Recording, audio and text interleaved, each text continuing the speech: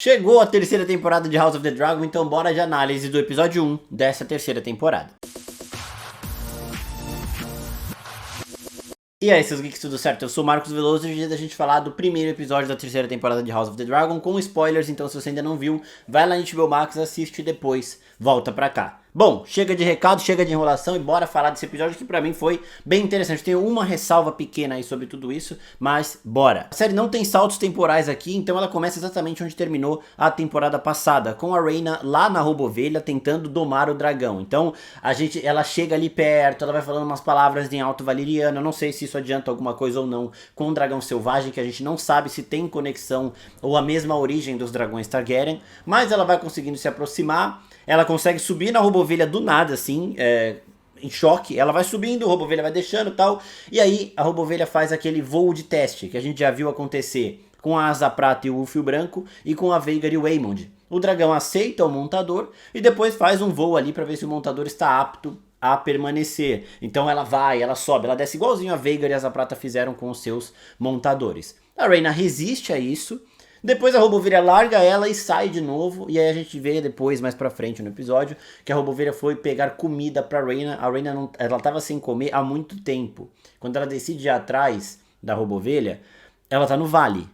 É uma puta de uma montanha. Tanto que tem um momento lá na temporada passada que ela para, ela acha um rio e começa a beber água, porque ela tava desesperada, quase morrendo de fome e de sede. Então ela tava sem comer há muito tempo, a Robovelha foi lá e pegou comida pra ela, indicando que ela foi aceita como montadora. Só que é um dragão selvagem, nunca foi treinado nem nada do tipo, e a Rhaena também nunca teve um treinamento pra ser montadora de dragão, e isso vai acarretar na grande consequência do episódio no final. Mas antes disso a gente volta pra Porto Real com o Aemond desesperado atrás do Aegon, né? Ele chegou lá, viu que o Aegon não tava, já começou a achar que o Grandmaster estava envolvido nisso, porque era o Grandmaster que estava cuidando do Aegon, então ele achou que o Aegon tinha pago alguma coisa ali e tudo mais, e o Grandmaster tinha ajudado ele a fugir. O Grandmaster fala que não foi ele e tal, e ele descobre que o Larys fugiu junto com o Aegon. Esse era o plano realmente do Larys, que sabia que o Aemond ia matar o Aegon assim que ele voltasse da frustração que ele teve ao ver que a Rhaenyra agora tem mais poder de dragão do que ele, Aemond, né? Então o Aegon conseguiu fugir, o Aemond tá extremamente frustrado, e essa frustração do Aemond muda completamente as ações dele, os planos dele, e também muda consequentemente o trato que a Alicent tinha feito com a Rhaenyra. Então aquele trato dela entregar o Aegon pra Rhaenyra, da Rhaenyra tomar a Porto Real quando o Aemond estivesse fora e tudo mais, já não vale mais nada porque o Aegon não está ali. E o Aegon era a grande moeda de troca que a Alicent ia usar para salvar a filha e a neta dela. E aí quando a Alicent volta pra Porto Real, a gente vê ela desesperada pra fazer valer o plano, né? A gente vai falar da Batalha da Goela mais pro final do episódio, vamos lidar com todos os outros acontecimentos do episódio antes aqui. A Alicent tá desesperada pra fazer com que o Aemond saia de Porto Real logo pro plano dela com a Rhaenyra valer alguma coisa. E quando ela descobre que o Aegon já saiu, ela continua com esse plano, porque ela quer de alguma forma usar algum subterfúgio pra enganar a Rhaenyra, ou usar alguém pra encontrar o Aegon e ela conseguir proteger os outros filhos dela. Então ela quer que o Aemond saia de lá, ela quer que o Aemond vá pra Harrenhal e fique lá, porque ali ele estaria protegido, entre aspas. E aí o Aemond fala dos exércitos de Ormond Hightower, que é o Lord Hightower atual, ele é o primo da Alicent. Sempre bom lembrar que o Otto era o segundo filho, então ele não era o Lord dos Hightower, era o irmão mais velho dele, que é aquele senhor lá que aparece na primeira temporada, sempre inflando a Alicent para se voltar contra os Targaryen, inflando o próprio Otto para começar uma guerra para os verdes dominarem. E o filho desse cara, o Ormond Hightower, é quem controla os Hightower agora, e ele está marchando para enfrentar o Daemon.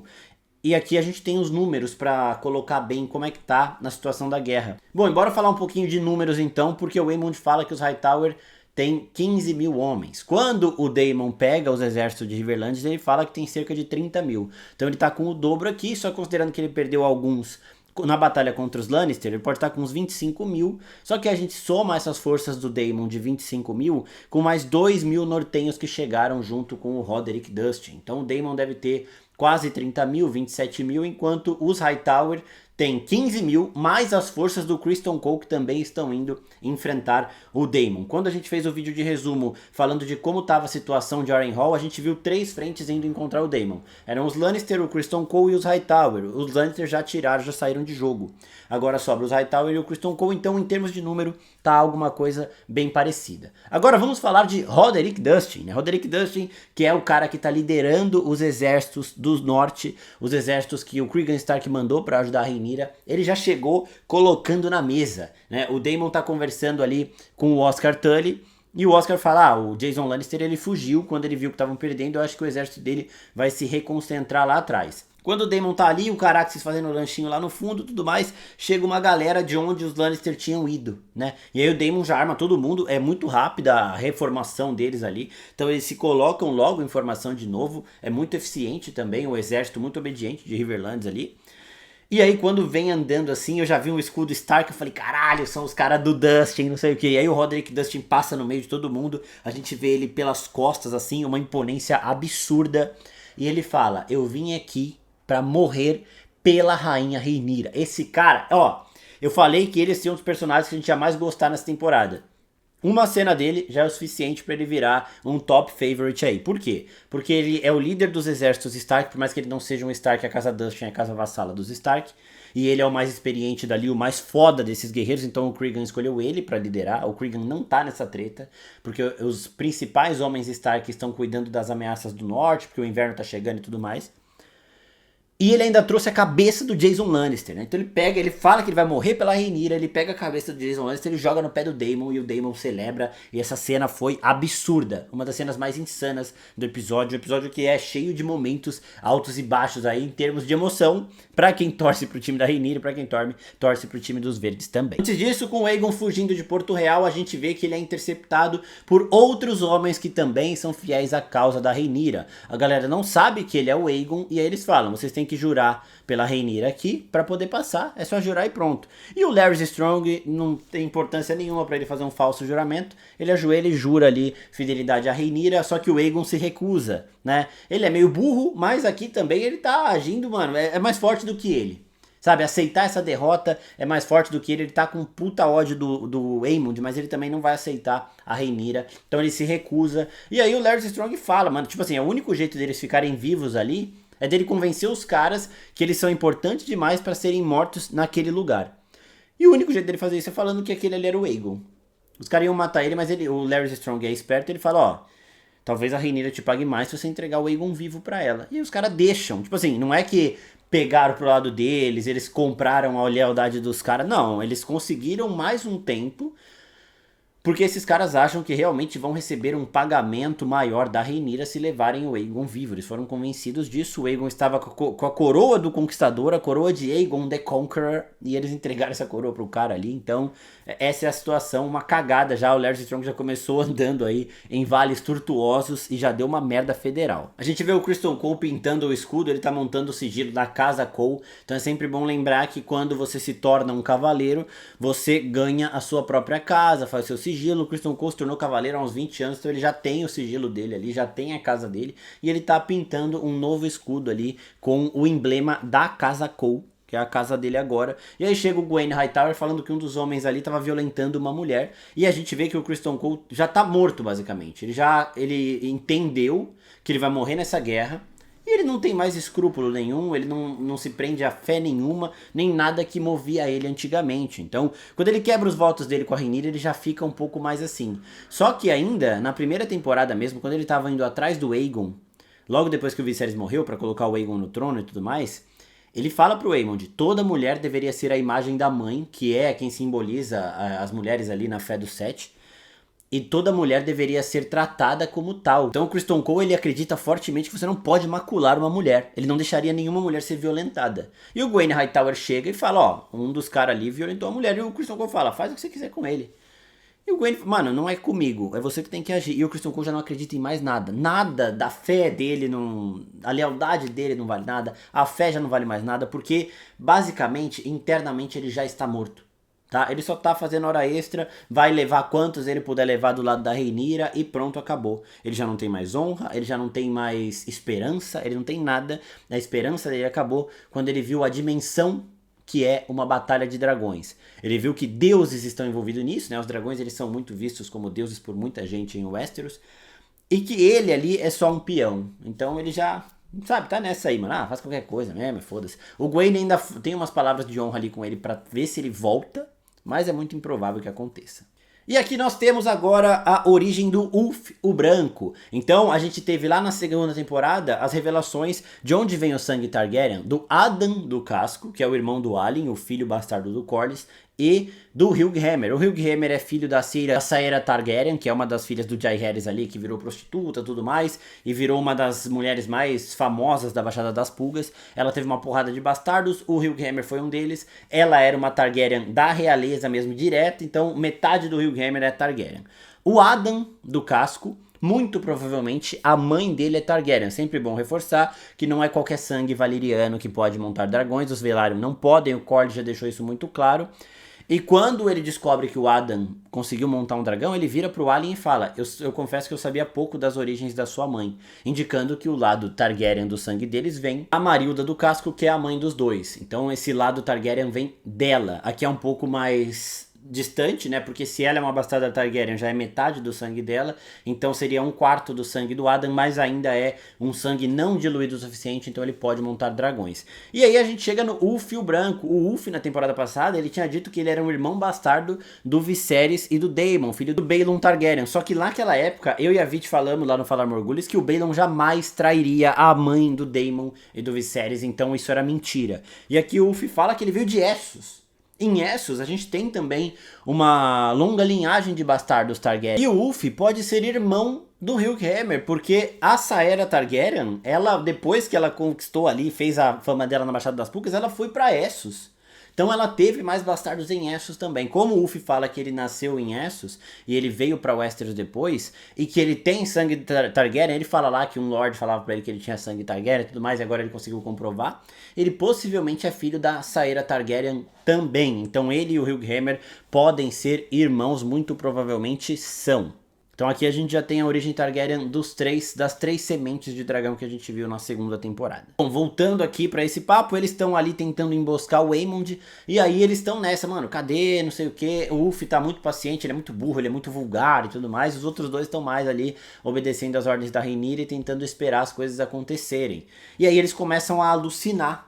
E eles veem exatamente as mesmas coisas que o Daemon estava vendo em Harrenhal na temporada passada. O bode preto e um cara com aqueles chifres de alce que pra mim faz parte da Ordem dos Homens Verdes. Uma ordem sagrada desde a época dos primeiros homens que tem que cuidar daquela região. Então o Daemon também viu esse carinha aí. E agora eles vêm bem rápido, né? Então acho que é o Hugh-Hammer, é os dois, né? O Hugh e o Adan, eles vão procurar ali ver onde tá vindo o barulho. E passa um cara bem fininho, bem magrinho assim, com um chifre de alce correndo. E depois logo some. São as visões de Harrenhal e daquela região das terras fluviais que vai mexendo com as pessoas e deixando elas meio alucinadas assim. E tudo tem a ver com Alice Rivers, a bruxa da segunda temporada, que volta aqui. E ela dá ordem deles voltarem pra Pedra do Dragão. Ela fala que a Rhaenyra tá em perigo e tudo mais. E começa a mexer com a cabeça dos três. A Reina com a Robovelha, a Reina depois, quando a Robovelha volta ali, ela aparentemente tenta cantar a mesma música que o Daemon cantou pro Vermitor lá na primeira temporada, que é Haros Bartossi. A entonação foi a mesma, só que ela começa com Dracarys aqui. E eu não lembro se tem Dracarys na música que o Daemon canta. Eu fiz um vídeo falando sobre toda a letra daquela música, tá aqui linkadinho, depois assistam. E ela tem a ver com a história do Conquistador. É uma música que, em teoria, os dragões gostam de ouvir, mas os dragões da Casa Targaryen, pra Robovelha não adianta porra nenhuma. Ela meio que dá um berro assim com a Reina, e a Reina fica meio perdida. Ela tá parecendo uma doidinha do bairro, tá ligado? Ela fica meio, caralho, o que tá acontecendo? E ela vai indo, mano. Ela também não pensa nas consequências nem nada, ela só vai indo conforme a música. E aí, antes da gente passar pra Batalha da Guel e pra tudo que aconteceu nessa treta insana, nós temos um momento mais bizarro do episódio, que é o Aemond com mom issues, né? A gente viu que ele tem problema com mãe, problema materno desde o começo, porque lá na temporada passada ele tinha aquela prostituta que tinha sido a primeira dele lá e ele ficava tratando ela como se ela fosse mãe dele, então ele deitava no colo dela, ficava ganhando cafuné e tudo mais. Ele tinha uma relação meio problemática com a Alicent. E na época lá do Falar Morgulhos da segunda temporada de House of the Dragon, a Vit chegou a falar que o Aemond parecia ter alguma paixão assim pela Alicent, diferente do que a gente se espera de um filho pra uma mãe. Em termos de Targaryen aqui agora, a gente bateu todos os recordes. Ah, o Daemon teve lá com a mãe dele. Foi uma alucinação. Ele não teve nada de fato com a mãe dele, porque a mãe dele já estava morta há muito tempo. E aqui não, aqui aconteceu. E a Alicent, o pior é a Alicent. Ela se permite a cada situação pra conseguir o que ela quer, que chega a ser bizarro. E é o que a Rhaenys falou pra ela lá na primeira temporada, quando ela prende a Rhaenys lá, quando o Aegon vai dar o golpe e tudo mais. Você é um joguete nas mãos dos homens desde sempre. É o seu pai, é o seu irmão, é o seu marido e agora o filho dela. Então assim, quando ela quer uma informação do Larys Strong, ela vai lá e mostra o pezinho pra ele, ele vê o pezinho dela e ele fala o que ela quer, depois ele fica fazendo as coisas estranhas dele lá. Aí o Criston Cole, ela vai lá e deita com o Criston Cole. Aí o Viserys, ela vai lá e tem filho com o Viserys. Aí o Otto manda ela ir pro Viserys, ela vai. E pra conseguir tirar alguma coisa do Aemond, o filho dela, ela beija ele, velho. Tipo assim, não é que ela foi e beijou ele, porque ela sabe que ele tem esse mommy issues. Mas ela deixou ele beijar e, tipo assim, ela achou estranho pra caralho. Ela deu aquele rapidinho ali, mas ela deixou isso acontecer pra que ele fizesse o que ela quer. Então essa é a forma que ela tem de meio que manipular os homens ao redor dela ou achar que ela está manipulando, que ela tem algum poder sobre eles. E assim, chega a dar dó até, né? Nesse estágio que tá acontecendo com a Alicent, já aqui pra mim foi todos os limites. A gente tem um rápido vislumbre da Tessarion, a Rainha Azul, que é o dragão Hightower, é o dragão dos Hightower, né? Que é do Daeron Targaryen, que é o outro filho da Alicent, irmão do Aegon, do Aemond e da Helena, que tá lá com os Hightower desde sempre, cresceu lá e a gente nunca nem viu ele. E ele em si, Daeron, eu não vou falar muito dele aqui porque pode ter algum spoiler já desse episódio, né? A gente vai falar, não falar Morgulhos, que lá a gente vai contar mais spoilers, só que a gente já viu a Tessarion presa, tá? E eu falei nas análises do trailer que eu achava que ela estava presa porque o Ormond ia usar um falso Daeron como moeda de troca com o Daemon, tudo mais, fazer uma estratégia de guerra aí. Eu acho que pode acontecer isso, e aí ele prende a Tessarion pra Tessarion não entregar que aquele é o falso Daeron, porque assim, se você tem um Targaryen, o dragão dele tá aqui, e você dá esse Targaryen como refém pra um inimigo, o dragão vai saber e não vai deixar. Então se você prende o dragão ali, aí não tem o que o dragão fazer, né? O dragão não entregaria que aquele Daeron não é o Daeron de verdade. Ah, mas tá aberto em cima. O dragão pra voar ele tem que dar uma corridinha. A gente já viu isso acontecendo, né? Dificilmente a gente vê um dragão saindo do lugar nesse universo aqui do Martin parado onde ele tá. Acho que o Drogon já conseguiu fazer isso, mas a asa dele também é absurdamente grande. E, bom, basicamente é isso. E aquele moleque lá que é o pajem do Ormond, aparentemente, que ele fala, pega uma água aí pro cara e dá um banho nele, e o moleque sai com as roupas verdes lá, é o mesmo ator que vai fazer o Link no live action de Zelda, tá? Da Princesa Zelda. Só uma referenciazinha pra você. Sobre este personagem a gente vai falar nos vídeos futuros, quando mais sobre ele for entregue. Agora vamos falar da Batalha da Goela, porque chegou a hora. Quando a Rhaenyra descobre que os homens do Corlys ali foram emboscados, ela já tenta ir pra Syrax, o Jace não deixa e convence o Sir Lawrence, essa é a parte que eu não gostei, a trancar a Rhaenyra lá. O Sir Lawrence fala, não vou contestar uma ordem da rainha. E o Jace fala, a sua vida pela dela. Significa o quê? O Lawrence, mantendo a Rhaenyra presa, ele impede que ela corra risco de morrer em batalha. Então ele está protegendo ela. Só que ele sabe que quando ela sair de lá, e ela vai ter que sair de lá em algum momento, ela vai matá-lo por traição, porque aquilo é traição. Então quando o Jace fala a sua vida pela dela, é morra pra que minha mãe não vá pra essa batalha. E é isso que vai acontecer, porque o Sir Lawrence traiu a Rhaenyra. Tanto que nos trailers tem uma hora que a Rhaenyra fala, você não traiu a sua rainha? Muito provavelmente ela está falando com o Lawrence, porque ele cometeu uma traição aqui. E ele realmente trocou a vida dele pela dela, obedecendo essa ordem. Pra mim, essa foi a conveniência de roteiro que eu não gostei, porque eu acho que um guarda real jamais faria isso com a sua rainha, sabe? Ela é a ordem suprema que ele escuta. Não é o herdeiro dela, não é o consorte dela, é ela.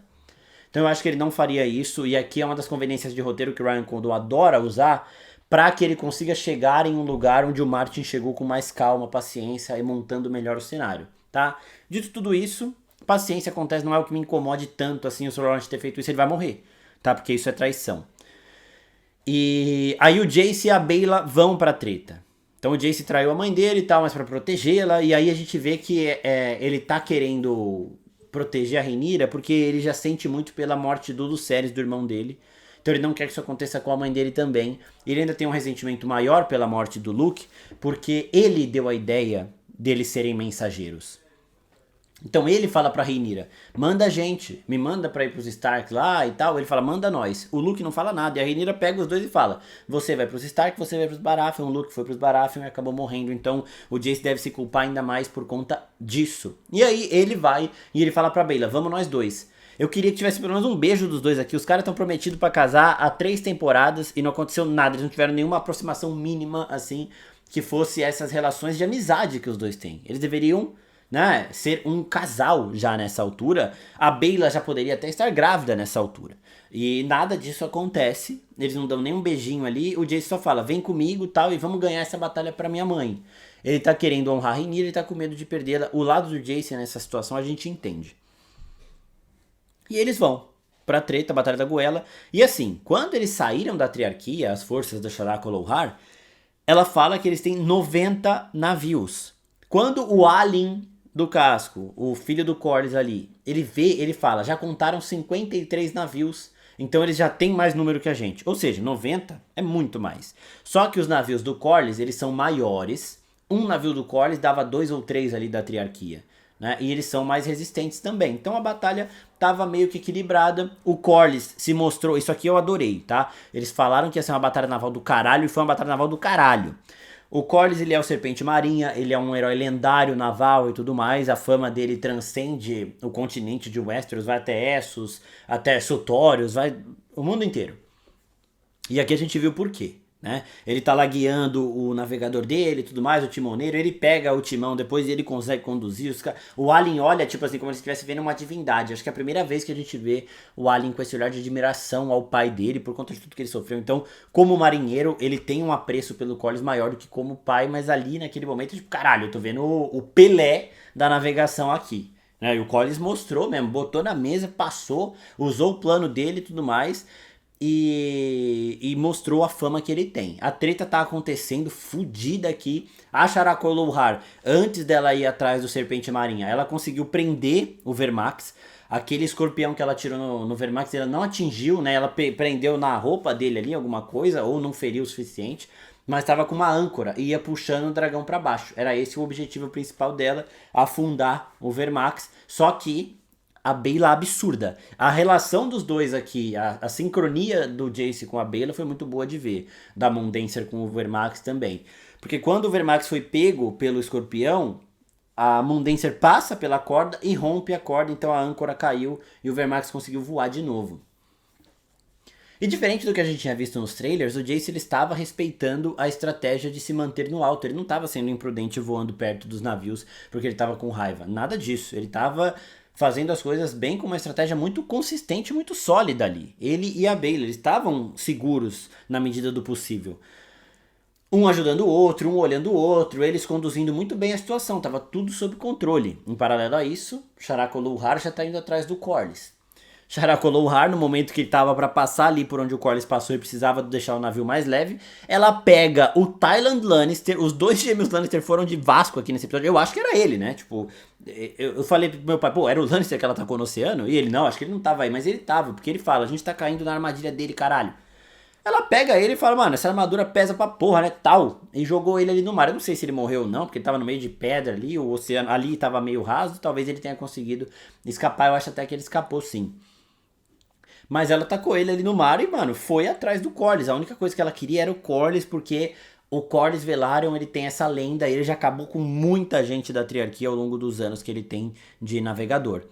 E ela vai atrás dele, mano, e quando começa a porrada dos dois também é muito foda. O impacto do navio dela pegando no dele aqui, ele saindo na porrada.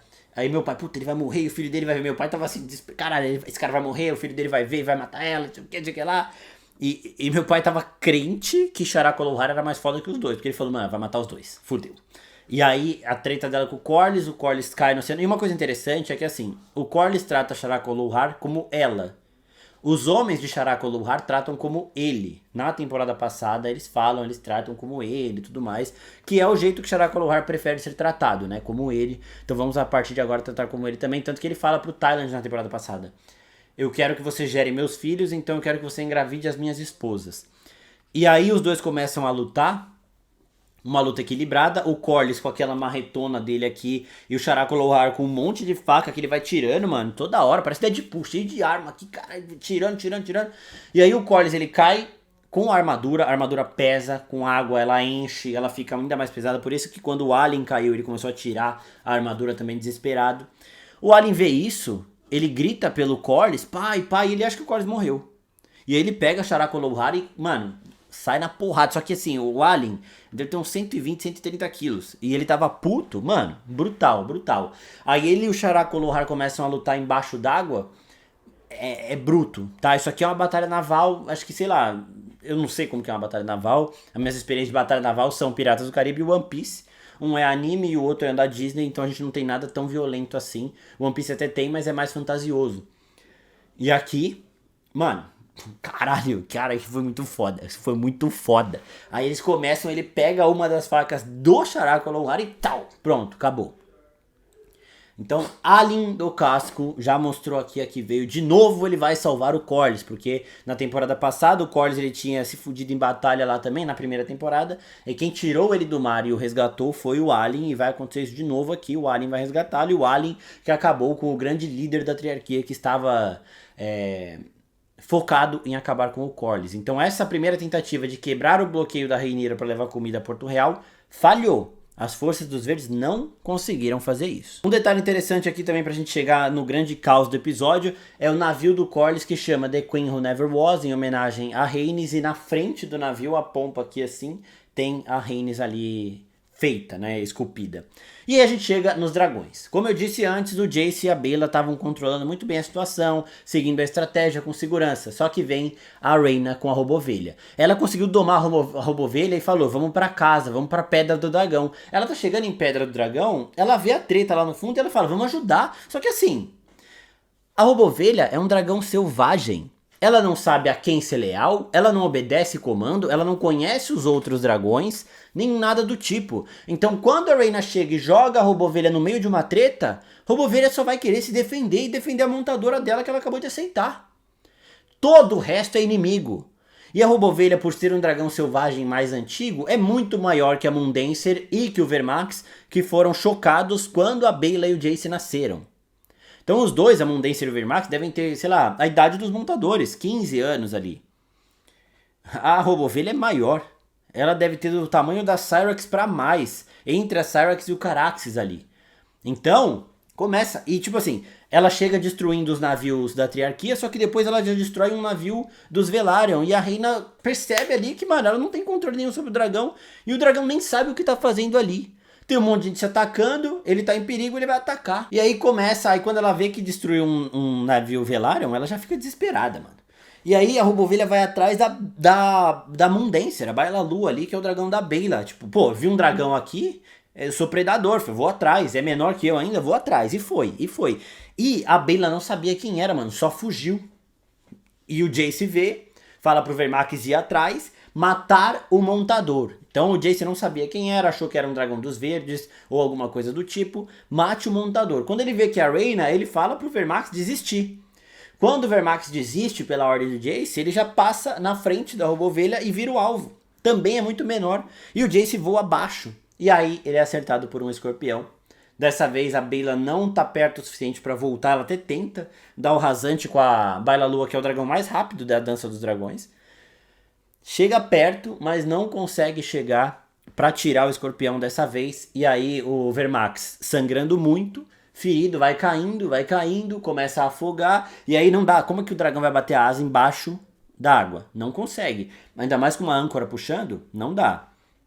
O Jace se solta. Eu achei que ele ia se soltar para tentar tirar o escorpião ali do Vermax, mas aí nessa altura já não adiantava nada, porque a asa do dragão dificilmente ele ia conseguir sair dessa situação, mesmo sem a âncora. Talvez desse, né?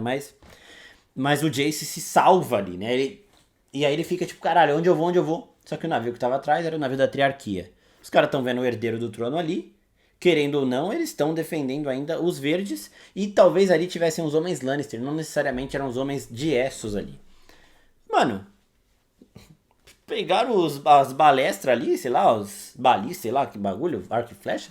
E pronto, velho. Acabaram com o Jace naquele momento. Ele era uma presa totalmente fácil, estava extremamente vulnerável, não tinha nenhum navio Velaryon ali para proteger ele. E foi.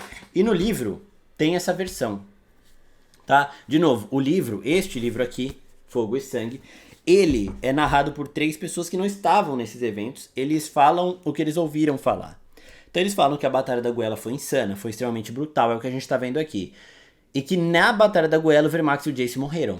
E aí eles têm as teorias de que o Vermax voou baixo demais e foi acertado por um desses escorpiões. E que o Jace, uma das teorias fala que o Jace conseguiu sobreviver à queda do dragão, mas depois foi atingido por flechas inimigas. Então é basicamente isso que... uma das teorias fala isso no livro, e a série comprova que foi isso que aconteceu. A Robovelha está nessa batalha também, no livro, se eu não me engano, mas é com a Ortigas, que é a outra montadora. A gente já explicou sobre a mudança também, vou deixar esse link aqui em cima. E aí pode ter acontecido dessa forma também. Eu gostei do Jace não ter sido imprudente o suficiente pra voar baixo porque ele quis. Foram as circunstâncias inesperadas, que apareceu um dragão do nada, que fez com que ele fizesse isso. Então a gente viu uma inteligência do Jace em batalha, tudo mais. E assim, a morte dele me chocou menos do que eu achei que me chocaria, porque eu tava muito puto pelo que a Rhaena fez. Tá ligado? Como é que... sei lá, sabe? E caralho, e é muito... E é assim também, é Game of Thrones, sabe? O herdeiro do trono morreu segurando uma tábua Titanic ali, atingido por 3 flechas e acabou. A gente teve herdeiros do trono ao longo dos anos que morreram por flechas, que morreram por casualidades. O Robb Stark morreu num casamento. Então assim, essas mortes anticlimáticas, elas acontecem. A gente tem as mortes em eventos grandiosos como a do Lucerys, né, que foi uma luta de dragão. Luta não, né, que o Arrax não tinha 1/10 do tamanho da Veigar, mas foi uma situação dessa, uma briga de família, e a gente tem casualidades, como é o que aconteceu com o Jace. É doloroso, porque era um personagem ali também de camadas, né, a gente adorava o Jace em alguns momentos e em outros, como quando ele prende a Rhaenyra aqui, a gente fica com um pouco de raiva dele, mas dá pra entender o lado dele. Mas é uma situação que pra quem leu o livro já sabia que aconteceria, e pra quem não leu é um choque que mostra que esta temporada vai adaptar as maiores batalhas de Fogo e Sangue. Vai caminhar para o final. E o final de uma guerra entre família é um final tenebroso. A Rhaenys fala na primeira temporada que não há nada pior para os deuses do que uma guerra entre família. E os deuses estão punindo os Targaryen por essa guerra. E a gente viu a punição que a Rhaenyra sofreu agora com a morte do herdeiro dela. O próximo herdeiro do trono é o Joffrey, que é o terceiro filho dela que ela teve com o Harry Strong. Ele ainda tá vivo, os outros 2 loirinhos também estão, que são os filhos dela com o Daemon. Então o Joffrey agora é o herdeiro do trono, depois passa pro Aegon e depois pro Viserys, né, que são os filhos que ela teve com o Daemon. Bom, basicamente é isso. Eu achei um episódio do caralho. Essa cena da Goela foi insana. A batalha da Goela foi absurda. Eu verei de novo pra gente fazer o Valar Morghulis. Tem caixinha de perguntas lá no nosso Instagram. Mandem as suas dúvidas. E eu vou encerrar esse vídeo por aqui porque já tá longo demais. Mas ao longo da semana eu faço mais um vídeo falando de um tema específico deste episódio. Então peçam aqui nos comentários que a gente vai falar muito sobre House of the Dragon nessa temporada. Começamos com o pé na porta. Uma despedida dolorosa aqui, mas é isso, a Dança dos Dragões não vai ser boa pra todo mundo, não vai ser boa o tempo todo. Então eu espero que vocês tenham gostado do vídeo, se gostou se inscreve no canal, se faltou alguma coisa comentem aqui embaixo e até a próxima, pessoal. Tchau, tchau.